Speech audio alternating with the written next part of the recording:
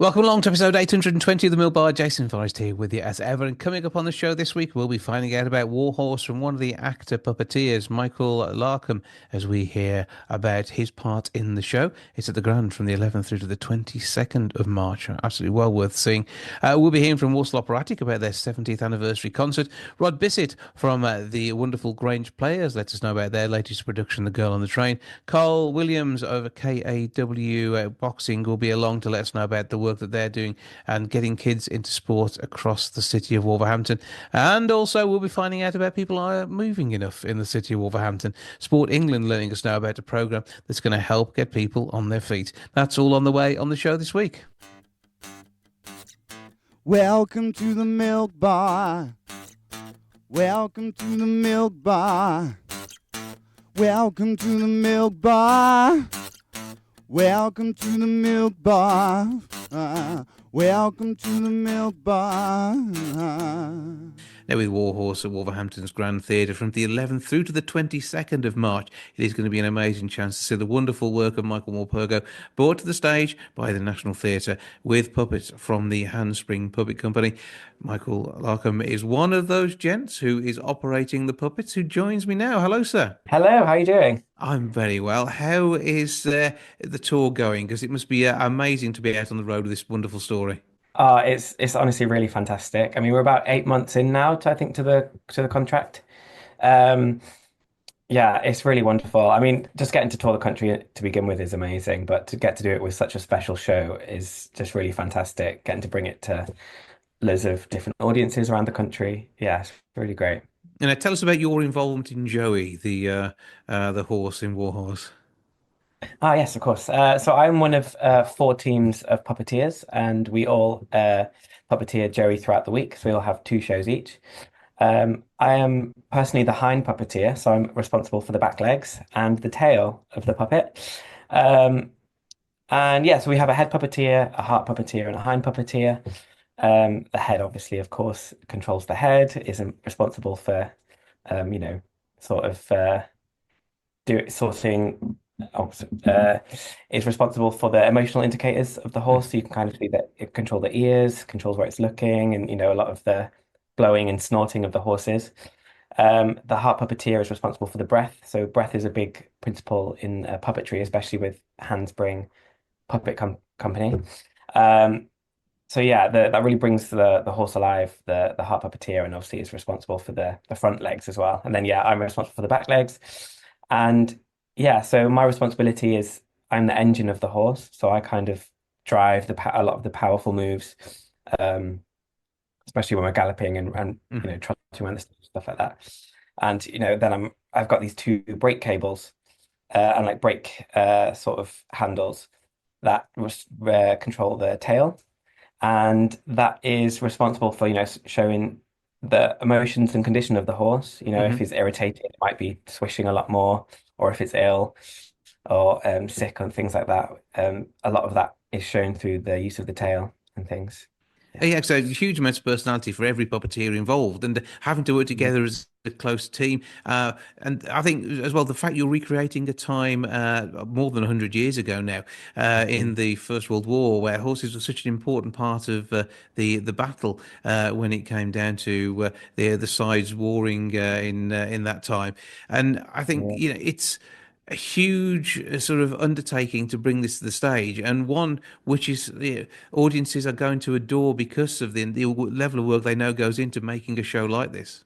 Yeah, no, definitely 100%. And a lot of people say, you might notice the puppeteers to begin with in the first few minutes, but after a couple of minutes, they just melt away and you're just watching this horse come alive on stage. So that's definitely a big selling point, I think, and something that audiences find really magical. Mhm. Just these horses coming alive. What Yeah. first brought you to puppetry, though?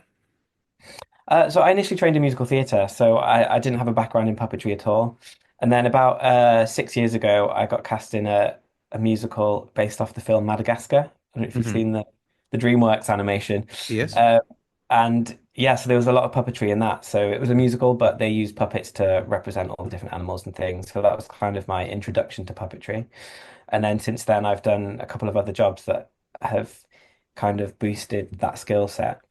Um, What I find amazing about puppetry is that like every puppet's different. Yeah, that you have the principles of like breathing and weight and things like that, but actually getting your hands on a new puppet is really amazing because you just getting to really get used to that individual puppet and get to work its individual workings and things. So it's really special getting to find out your relationship with the puppet. Yeah, well, your acting background is essential because I mean you are acting either through the puppet or through the Yeah, movements that the puppet reflects you making. So yeah, it is a standard full acting job, even if the whole time you're wearing clothing, which means we don't see you. yeah, yeah, Because exactly. even as you speak, you're wearing black now. I mean, this is probably you prepping, ready to go on for a show. Well, actually, we depending on the which horse we're puppeteering, we have different coloured costumes. But we, for the Joey puppet, we have sort of like a it's like a ginger kind of colour. We have like these like Henleys, which are like little buttoned up long sleeve tops, and then sort of I've got corduroy trousers myself, and I have some. It's sort of this colour. These are some of the gaiters that we wear around our ankles. Hmm. Um, yeah, just kind of like more period things sort of what we're in. But yeah, we kind of blend in with the colors of the horse, but then I think that helps us then to disappear a little bit more rather than being in a bolder color, I think. Mm. And obviously, Joey starts his life in rural Devon, finds himself within the trenches around World War One in France, and it sees the tale of Albert, going to find and hopefully return home his beloved horse. And it's a slight spoiler here. I have seen a play of the sequel, so it may or may not work out. We'll leave that there. Five feet? Well, Hmm. But okay. obviously, Michael Morpurgo's work is loved Yeah, by many. yeah, it is. I mean, he's got loads and loads of books, of course, but and you're starting to see more and more of them adapted into I think a recent one's been made into a film, I think. I can't remember what it's called, but yeah, his work's really beloved by a lot of the nation and beyond. Yeah. So obviously an amazing tour to be part of. You've said how much you're enjoying your time on the road, and I suppose when you were first, doing your course and getting your skill set honed, you were never expecting to be part of a show like this. So I say it must be amazing to be there. Yeah, it's really, really, really special. And like never in a million years thought I'd be touring with the National Theatre, but let alone in such an iconic production as this. So yeah, Mhm. it's really, really special. And the music brings this to life as well. Yeah, oh God, we've got a fantastic singer that sort of narrates. She sort of narrates the story and is there the whole time. She plays the accordion as well, which is really fantastic. I know different productions of Warhorse have had different iterations of the singer, and I know the original production had quite a few instruments that kind of were the key to that. But now, yeah, we just have um, one singer, one accordion, maybe a little bit of a harmonica as well.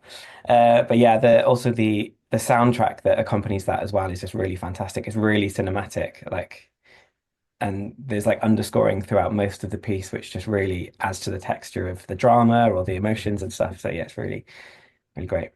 Well, Joey will be making his way to First World War France when Warhorse arrives on stage. Be able to bring him home to Devon. We'll be able to find out how that treacherous journey goes as part of Warhorse, the National Theatre production, touring as we speak, 11th of March through to the 22nd, and an amazing take on Michael Morpurgo's story.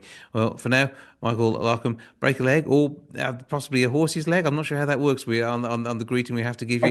Break a hoof, Hoof, maybe? hoof, yeah, hoof safe, isn't it? Yeah, yeah. And Break a hoof, meanwhile, yes. have a brilliant time on the tour, and we look forward to seeing you on stage at the Grand, or not seeing you on stage at the Grand, as the case may Thank. be. Oh, yeah. Hopefully, not seeing is the one. Yeah, it's lovely to meet you. Thank you so much.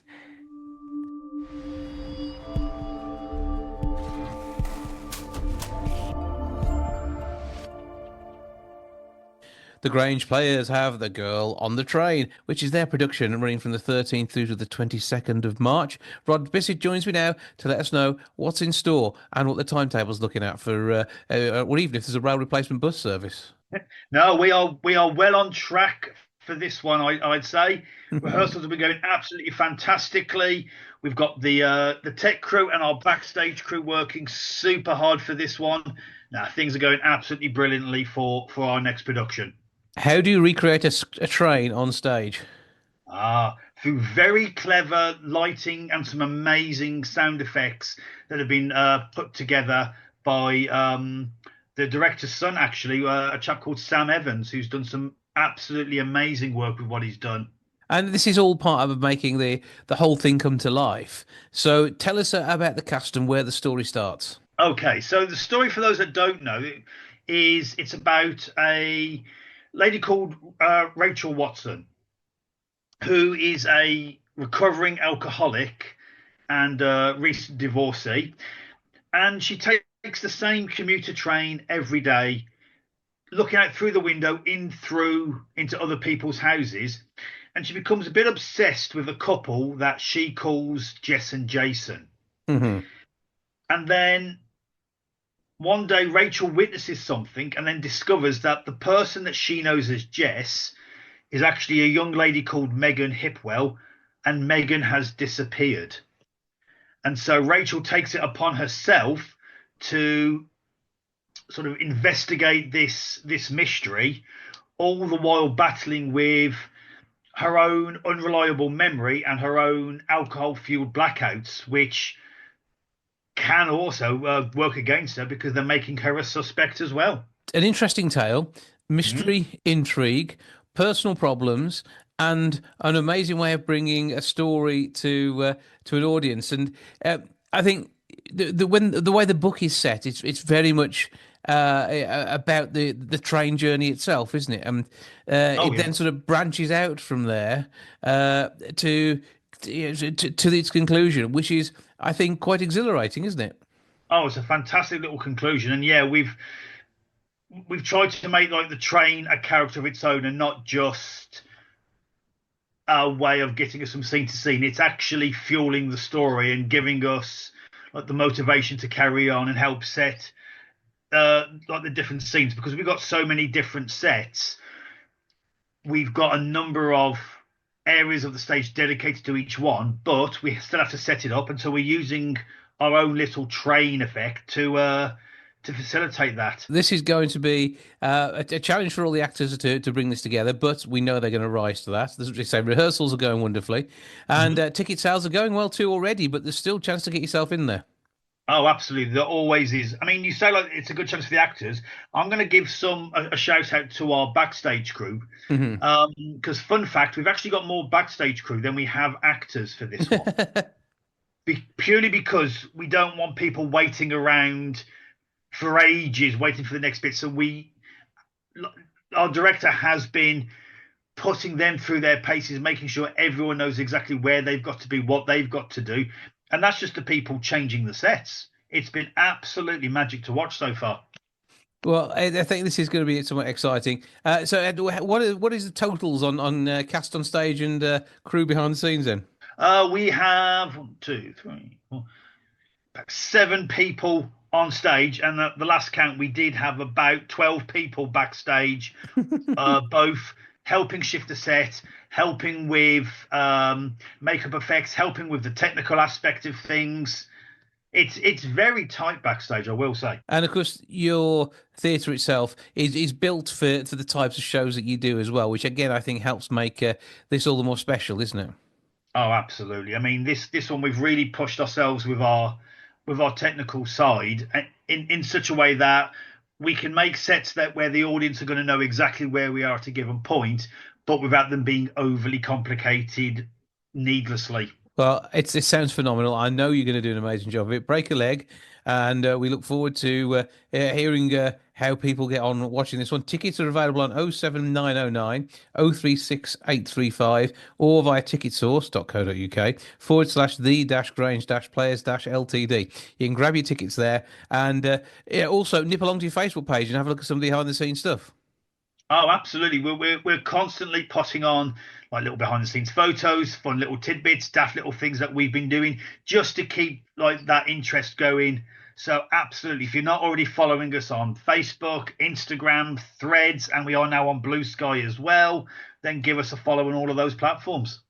And of course, then you're thinking towards July next as well.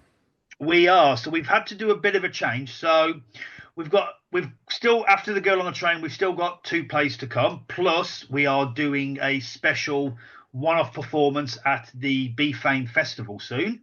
Hmm. So for that, which is happening in April, we're going to be putting on a short Agatha Christie play called The Rats. But then hitting our stage in May, we're going to be doing the cricket-themed comedy Outside Edge. Oh, yeah, right. And that's going to be directed by Chris Waters, who's very familiar with the direction side of the Grange. Mm-hmm. And then we've done a bit of a change for our July play. Whereas we were going to be doing Alan Bennett's People, unfortunately, a bit of ill health on the director's side has sort of put a kibosh on that one. So instead, our very talented art director, Sarah, has done a bit of changing, and we are now going to be putting on the hilarious Don't Dress for Dinner. The very talented Sarah Bissett. I'm just going to add that in there, but I know you're not biased. She's probably overhearing it now, so if I hadn't have said that, then I wouldn't be getting any dinner later. But we know she's amazing, so you wouldn't have had to dress for dinner then either, would you? You see, that would have been it. So it's going to be awesome. Some great stuff coming up. Grange Players is what you're looking for. What's your website? So you can find us at thegrangeplayhouse.co.uk. And again, find us on Facebook under that same name. So we're on the Grange Players in Walsall, and you can find all of our ins and outs, our behind the scenes stuff, and how to get tickets throughout. Oh, Rod, always good to speak to you. Have a brilliant time with the show, and I look forward to speaking to you again just ahead of the next production. Pleasure as ever. Thanks, Jason.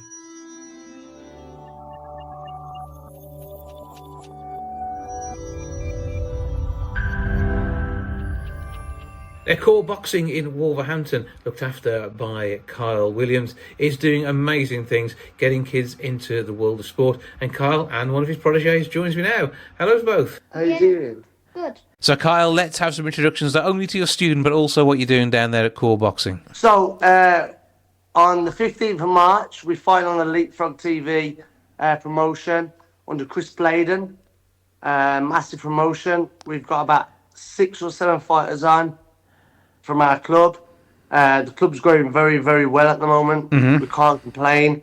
Obviously, I've passed over from me fighting as a professional kickboxer and boxer, and now I'm now a coach. And this is one of my young lions, one of many that's fighting on the card. Okay, so what's your name, please, sir? Charles. Hi, Charles. And what's it like getting involved in this sort of thing as well? Because it must be great to experience real sport from somebody who's been a professional for a number of years. It's really good, ain't it? It's really good. Excellent. And what sort of stuff are you getting up to, Carl? I mean, what are you working with the kids now? Listen, I'm very busy, as in coaching the kickboxing, the boxing. I love it. Like, it's a new passion of my life. Boxing for me, for many, many years, was all I devoted my life to. But now I'm devoted to training these kids, giving them a future and changing their lives. We see so much badness in our society that I just want to change that for these kids. I want to see a difference, and seeing these kids grow and inspire to be the best they can be, that is the best and the most important thing for me. Yeah, I'm really rewarding to be part of it. The fact that they're getting not only respect for others based on the world that you bring them in through the world of martial arts, but also the fitness that instills in them too. Of course, listen, we all want to be fit, strong and well. Not everyone values that, but my boxers that I'm installing that into, they're taking that on board, and they're really relishing from that, from what we do. So I can't be more proud of them. And this little lad here has came into my gym, didn't believe in himself at times, but he's now starting to realise how good he can be. So what sort of training do you actually do, Charles? Pad work, lots of things. Pad work, jogging. Yeah, and how old are you now? 8. And how long have you been doing this? A couple of months, like 2 months, 3 months. And that's been a good start for you. And obviously, do you want to go into boxing as you get older? Yeah. So you want to emulate what Carl's been doing and how well he's performed in his sport? Yeah. Brilliant. You see, Carl, you're now officially an inspiration, which is the way we like it. Hey, listen, we're Wolverhampton people, and we want to put Wolverhampton on the map. And I believe this boy I've got a little girl as well called Leah that she's boxing, and I've got a few others. I've got a lad that's fighting for a British title. I believe that we can achieve something great from core boxing. Well, I mean, we wish you every success. So tell us about where you are and how people can get involved if it's something that might be right for them, you and their families. So we're Unit 7 at Fallings Park and Industrial Estate, Park Lane. You get 2 free sessions with me. I'll look after you. You can come trade out, and you can come and realise your potential like this little young man here. And what sort of age groups are you working with? Because it's not just open to kids, is it? No, kids, adults. You know, it doesn't matter whether we start from the age of 4 all the way up to senior years. But like I says, this little 8-year-old kid here on my left-hand shoulder is going to be something special. And all I want to do is make people realise their potential in themselves. Mm-hmm. And it's about, finding yourself as well. And I think that's another good part of it. You actually get to experience team play and also know what you need to do to do the right thing. Listen, as a coach, you learn a lot about yourself. It's not how great you go. It's about how great you can make someone go. Yeah, and I know that you've done brilliant work down there. And I mean, when we last had you in the studio for an event, it was just about 12 months ago. I know you were excited about the opening of the site and the fact you've been able to expand to where you are now. So I mean, that's all good news. And again, it's your hard work that's put this there. Yeah, listen, I don't put attention on myself. It's not about me. It's about what we develop, and it's about the kids. It's about what we produce. I don't care about myself. Well, give us all the details on where people can find out more, and then also book a place. Core Boxing UK on Facebook, Core Boxing UK, Core Boxing on Instagram. Follow us on TikTok. We're about, and listen, like I said, you get 2 free sessions, and we're here to help. And find out whether it's right for you. Well, Carl, good to speak to you. Charles, nice to meet you. You keep up the good work in the gym, and meanwhile, I know Carl will continue to be an inspiration, as the rest of the team are down there too. From Core Boxing, Carl, thank you for joining us. I appreciate it. Thank you so much. Now, inactivity is a time bomb which could affect us when it comes to our health. It's vitally important that we keep ourselves moving, get the blood flowing, and that can keep us healthier as we head through life. Somebody who knows what we need to do here is Executive Director for Placefit Sport England, Lisa Dodd-Main. Good afternoon. Good afternoon, Jason. Now, it's a concern because we're seeing kids in 53 deprived areas who need this boost to their health and well-being, and that includes the Black Country and the West Midlands, doesn't it? Absolutely. We're taking a place-based approach. What we've found is that not everybody across the country has the same chances to be active. We want to change that. Your life, where you live, should not dictate how long you live, but actually that's what we're finding. So, for example, lifespan can vary for up to 9 years depending on where you live. So we want to invest in the top 10% of areas across the country. You mentioned 53 places, of which the active Black Country and the West Midlands are some of those. But those places are in the top 10% for inactivity, health inequality, social need and deprivation. Yeah, and we're looking here at Wolverhampton being on the list, and Walsall, Stoke-on-Trent, Sandwell and Dudley as being identified as one of those 53 areas which are of particular concern. Absolutely. So we started this work about 7 years ago. So we had something called local delivery pilots. So we work particularly in Birmingham and in Solihull to understand this community-based approach. So what we want to do now is work through our active partnership in Active Black Country to invest national lottery funding up to £250 million over 5 years to specifically target and break down the barriers that those communities and those areas that you mentioned are facing. So what can we expect to see here in Wolverhampton? So what you can expect to see here is working very much with the community. So Active Black Country will be going out, working with locally trusted organisations, community groups, to first of all listen and understand some of the challenges that they're facing in getting active. We know for some people in those areas, they're more, they're worried about putting a meal on the table for the children. So actually what we've got to think about is understanding the barriers that they're facing, be it cost, be it transport links, and then start to work together a plan to co-create that with the community to give them the opportunities and the activities and maybe facilities to be active. And are we aiming at kids here, or is it the whole wide range of age groups? It's a whole range from cradle to grave, as we say. So what we've found is actually people's inactivity levels in those areas are probably circa 35% against the national average of 20% in the more wealthier areas. So now we've got a real challenge. But we also know that every pound we spend on sport or physical activity, 20 back to the local economy. So we know it also saves money for the NHS. So we know that people who have got a healthy lifestyle saves £10.5 billion a year for the care system. So if we can get more people to be active, it prevents them getting chronic illnesses and it reduces the use of the health services. So that £4.20 impact on our environment for every pound you spend is huge. And it just means that the sort of totals that you're looking at here are going to be absolutely massive for the economy, but most of all, amazing for the people who live here. Absolutely. It's a win-win. You know, we talk about physical activity being the magic pill, and it really is.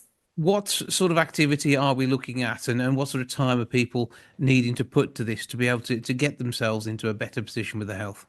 Okay, so we won't prescribe the type of activity. As I said before, this is very much about what the local community needs. So we will work with those local community groups to understand what that need is and then make sure that the right activity is put on. But actually, I think wider than that, this is not just about, you know, the sport physical activity services. This is wider. So, you know, let's think about how we connect up local parts of that place. So, for example, if somebody can't get a local transport to go and visit a facility or a local park, how can we influence the transport colleagues to think about active travel, think about the designing of those places? So we're actually not just putting on short-term 12-week programs which then stop. This is about changing the system for the long term to give people that opportunity to be active and ultimately just move more. And particularly, we're looking here that there are more women who are disadvantaged people from the Black and Asian communities are disadvantaged. So we need to make sure that we're getting equality across the board, and an equality which also pushes up everybody's quality of life. Yeah, absolutely, 100%. This is about doing the right thing for the right people within those local organisations and local communities. So can community organisations apply for funding here? How does it work? So the way that it'll work is we'll work with Active Black Country, and Active Black Country will then look at a range of opportunity for them. So, for example, some of the things we might fund are capital projects or buildings or refurbishments, but some of the other things will be interventions. So if we know that they might need a walking group or a running group, we'll start work with Active Black Country to make sure that we've got the investment going into the right places and it's what the community needs. And we've seen that across the country. You know, we've seen where this is working. So we've seen that where we've got active madrasas, for example, we've seen where people have embedded active design into housing plans. So when you live on a housing estate, do we make it easy to be active or do we make it really difficult? So it's working alongside everybody that it's easy to ride your bike and it feels safe. And of course, there's brilliant work going on with the Wolverhampton Wrestling Club. They're promoting kabaddi ahead of the 2025 Kabaddi World Cup. So it has more of an impact too. I mean, people may not know enough about the sport of kabaddi at the moment. They find out, they may suddenly become addicted to at least watching it, if not taking part. And that sort of thing inspires. Absolutely does. You know, we always see, you know, the nation gets behind big sporting events, you know, when we see them on the TV. You know, how do we know that the next future kabaddi world champion is not actually in your patch? Oh, I'd like to think they may well be. Wolverhampton Wrestling Club will help them get to the fore. But I mean, even down the road in Walsall, you've got something like Simple Steps, cycling, walking and mental health support, predominantly for Asian women here. It's again that balance and making sure we've got something which is accessible to all parts of our community and in such a way as, you know, they may have not so much been excluded, just not had an opportunity. So it's putting those opportunities there. Absolutely, but it's working with them. So we're not going to prescribe what it is we think they need. They know what they need. So we work with them for them to understand what opportunities will work for them, and then we work to make them a reality. So they're quite frightening inactivity rate in Wolverhampton, 35.3%. That's how many adults are not getting the exercise they need. And what sort of triggers that? I mean, what point of inactivity are we looking at? Less than 10 minutes a day, or how does it work? So the guidelines for an adult, the guidelines from the Chief Medical Officer are 150 minutes a week. But actually, let's just start by something really small. If you remember during the pandemic, what did most people do? They went for a walk. because that was the only thing that you were allowed to do. So it's starting in a really, really simple way, building things up that it fits in within their lifestyle, and then it just becomes a habit. Yeah, so whether you fancy a wander around West Park and do that as a bit of speed walking if you can, or whether there's another type of activity, whether it's cycling to work, that sort of thing, all this can add up to give you a better, healthier life and a longer life too, which is what counts. Absolutely. And why would you not want to do that? Yeah, it's about quality though, isn't it too? And whereas people tend to live longer these days, you actually want the quality right the way through. Absolutely. And being active gives you that quality of life. So where can we go for more information about the programme itself? Okay, so I direct people to the Active Black Country's website, where all the information is on there, or Sport England's website.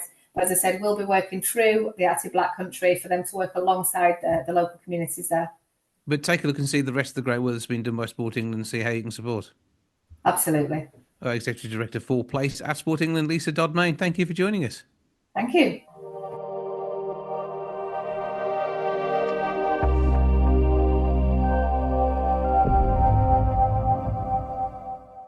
As part of celebrating their 70th birthday, Walsall Operatic Society at the Hub at St Mary's from the 12th through to the 15th of March.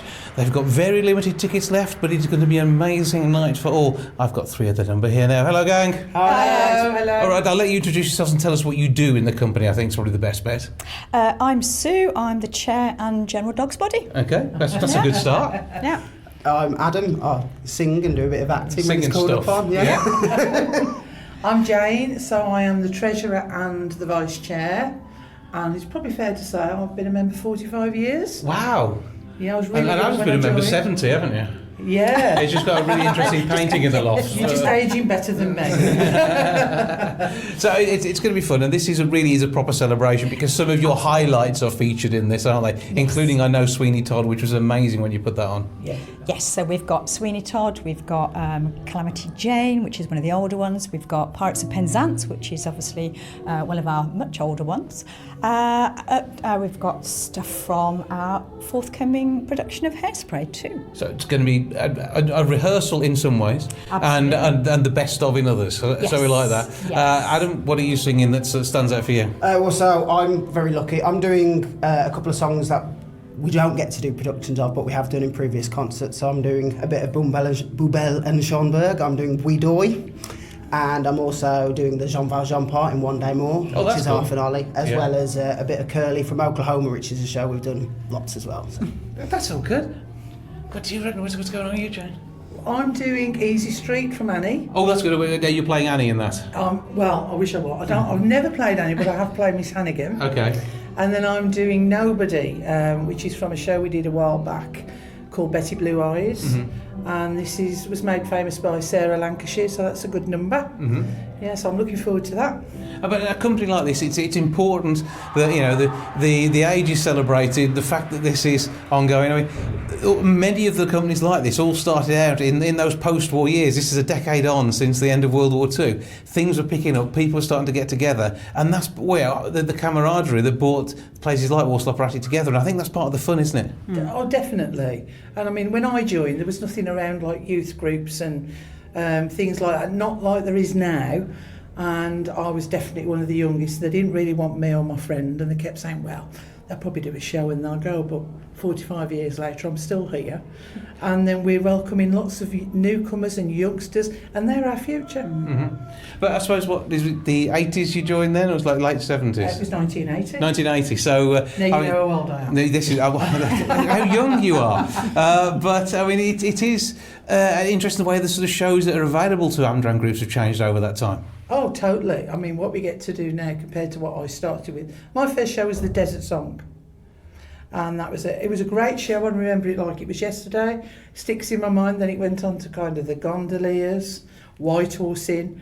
But you don't kind of see those now. No, but there is so much the great new stuff which becomes available. I mean, to be able to do Hairspray, that's brilliant. I mean, it's still touring. Yeah. It is, and we've got a lot of new young members and current young members, and I think they're going to have a great time in that. Mm-hmm. And you're still technically a young member, Adam, though you get on a bit now. Yeah, I think I'm probably a bit old to play most of those parts, but there might be enough. You're probably no older than the ones in the film, to be fair. But there we go. Yeah, we do pride ourselves on the fact that we've got a wide age range. We've got from 17 literally to 70 plus. Yeah.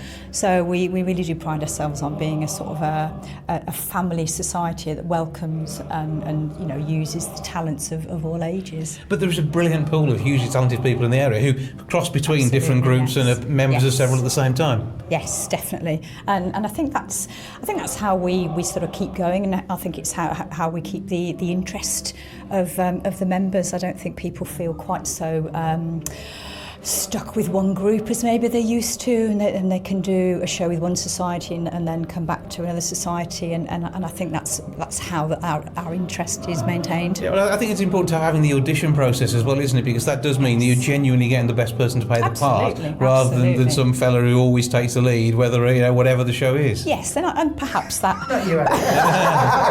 we were looking your way. Yeah, and perhaps that was the case some years ago, but I think things have moved on an awful lot now, and people do have to pay a lot of money for tickets now, so we need to feel that we're giving the audience the best we possibly can, and I would say that we do. Mm-hmm. And I mean, the values, the venue, it costs money to get to the venue. Absolutely. The rights for the shows are absolutely not cheap. Even though they're available for amateur groups, they're not cheap, and they do limit the number of people who can play in that area. Yes, they do. And we really are sort of restrained by those costs. So there are things we'd love to do, but we can't.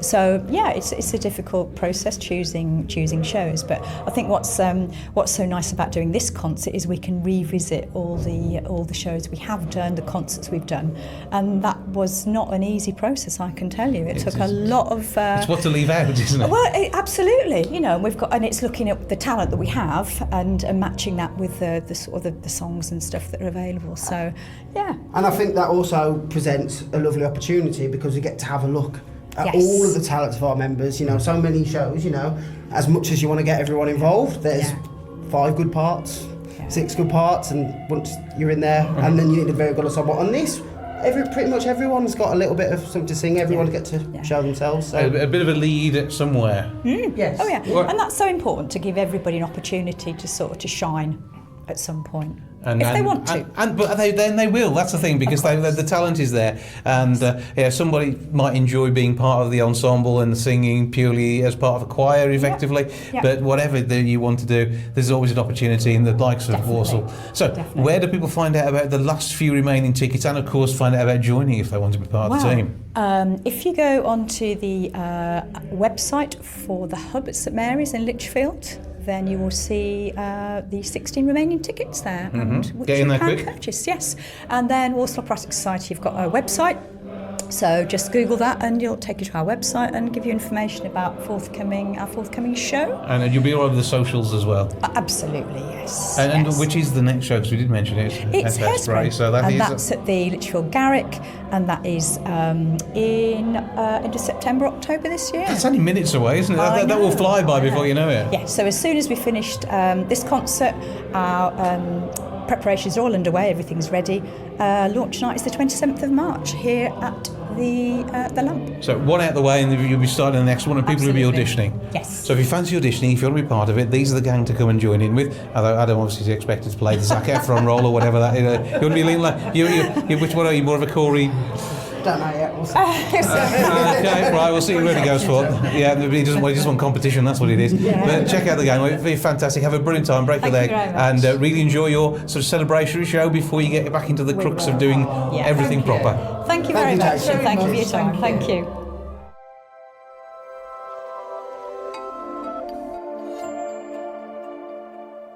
That's your lot for this week. Thank you so much for joining me. Back with episode 821 next week. I'll see you then. Ta-ra for now. Goodbye from the milk bar. Goodbye from the milk bar. Goodbye from the milk bar. Goodbye from the milk bar. Yeah. Goodbye from the milk bar.